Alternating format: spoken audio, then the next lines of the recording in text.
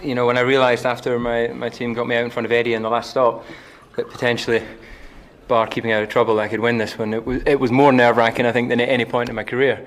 But it's been such a long time since I had a win. And obviously with Mika out, I knew that the whole team was relying on me to score those points. But nonetheless, I have to say this is definitely the best feeling I've ever had in my racing career. To win this race, I think, is, you know, always has been you know, the one that I would trade for any other win, to win in the British Grand Prix. So it's fantastic, and it's completely down to my mechanics today, who both times managed to get me out in front of Eddie.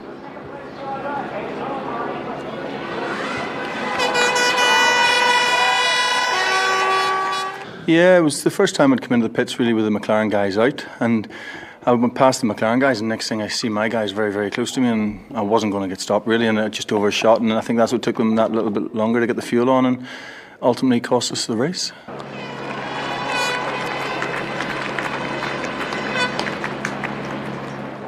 Yeah, well, I mean, I have to say our team, or my team, did a really great job bringing that new aero package here to the race. I mean, at the Silverstone test, we looked nowhere, and suddenly we were a lot closer, and especially the first pit stop, I have to thank my pit stop crew, because they did an incredible job bringing me out in front of Heinz, and from there on, the race went very good.